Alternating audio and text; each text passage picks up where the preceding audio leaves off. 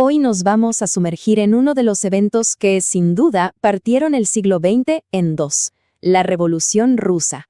Un momento histórico que no solo vio caer un imperio de 300 años, sino que de sus cenizas nació el primer Estado socialista del mundo, redibujando el mapa político global para siempre. Para no perdernos en este laberinto de sucesos, aquí está nuestra hoja de ruta. Vamos a ver el antes, el durante y el después de este verdadero terremoto histórico. Para empezar, hay que entender el punto de partida. La Rusia de los zares, imagínense un edificio gigante, imponente por fuera, pero con unos cimientos llenos de grietas a punto de colapsar. Y esas grietas, esas presiones, se pueden agrupar en 4 grandes frentes que estaban a punto de estallar. Por un lado, lo político, un poder absoluto; lo económico, un atraso brutal; lo social, una división abismal; y claro, las ideas nuevas y muy, muy radicales que empezaban a circular. A ver, miremos esto más de cerca. La tabla lo deja clarísimo. En lo político, tenías al zar con todo el poder. En lo económico, una industrialización que apenas arrancaba y una deuda enorme.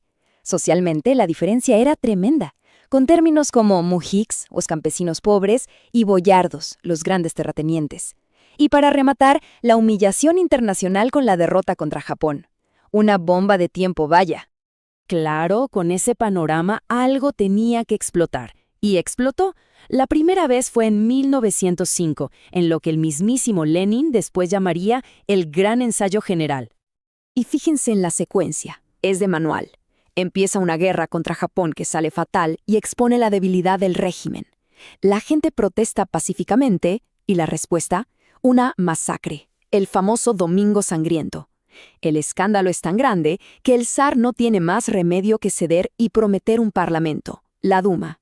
¿Pero qué pasa en cuanto las aguas se calman un poco? ¡Adiós promesas! Disuelve la Duma. O sea, el problema de fondo seguía ahí, intacto. Y ojo, porque en medio de todo este caos de 1905 surge una figura clave para todo lo que vendrá después: el Soviet. Eran asambleas, consejos de obreros y soldados que se organizaban solos. Al principio eran para coordinar huelgas, pero muy pronto se convirtieron en una especie de poder paralelo, una amenaza directa a la autoridad del zar. Y llegamos a 1917. Si 1905 fue un temblor, esto fue el terremoto definitivo. ¿Y cuál fue el detonante que hizo que todo saltara por los aires? La Primera Guerra Mundial. El desgaste, el hambre, la muerte, fue demasiado. Pero lo curioso de 1917 es que no hubo una, sino 2 revoluciones en el mismo año. Aquí la comparación es fundamental para entenderlo todo. Por un lado, la Revolución de Febrero, más espontánea, que busca una democracia y tumba al zar. Su líder Kerensky, por otro, la de octubre, totalmente planificada, liderada por Lenin y los bolcheviques, que querían el poder para los trabajadores. Y el error garrafal del primer gobierno, el de Kerensky, mantener a Rusia en la Primera Guerra Mundial. Ese fue su fin. Los bolcheviques, en cambio, prometieron justo lo contrario: paz inmediata. Y la llegada al poder de los bolcheviques no fue para nada improvisada. Fue una jugada maestra en 4 pasos. Primero, Lenin vuelve del exilio y lanza una consigna potentísima: todo el poder para los soviets. Segundo, poco a poco, van ganando el control de los soviets más importantes.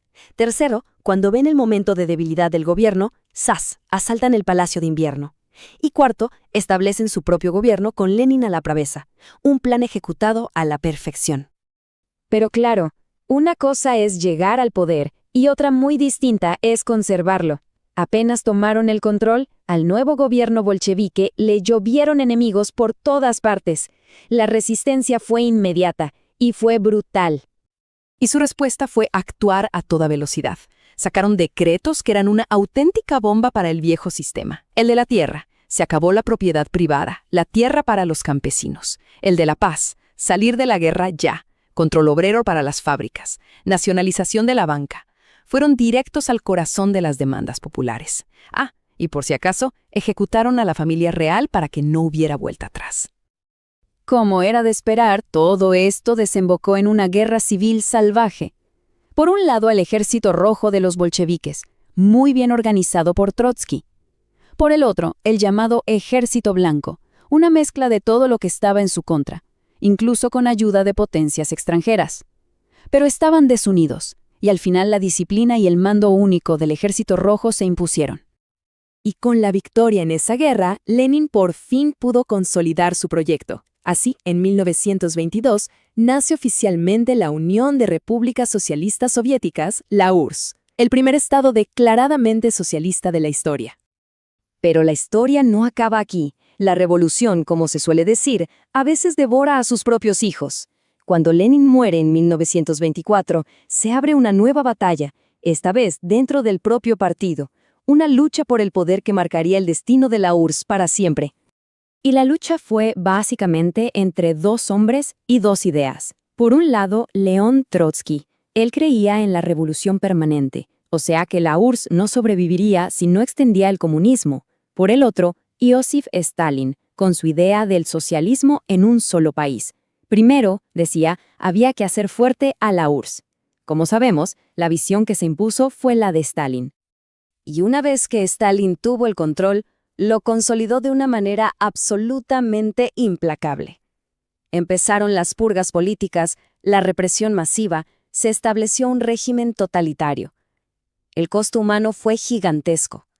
Esta frase que se le atribuye, una muerte es una tragedia, 1 millón de muertes es una estadística, lo resume de una forma escalofriante. Muy bien, hemos recorrido un camino largo y complejo. Entonces, para que quede todo claro, vamos a destilar las ideas más importantes, los puntos que sí o sí hay que recordar. Ok, 3 ideas clave. Primero, la revolución no fue algo de un día para otro, fue un proceso largo, el colapso de un régimen que ya no se sostenía. Segundo, el año 1917 tuvo 2 momentos muy diferentes, la revolución más democrática de febrero y la socialista de octubre. Y tercero, los bolcheviques triunfaron porque su mensaje era simple, directo y respondía a lo que la gente desesperadamente quería: paz, tierra y pan. Y todo esto nos deja con una gran pregunta flotando en el aire. ¿Era este el único camino posible? ¿Estaba Rusia destinada a una revolución así de radical? ¿O fue la Primera Guerra Mundial la chispa que lo prendió todo? Una pregunta para seguir pensando. Mentora Academias, tu futuro empieza aquí.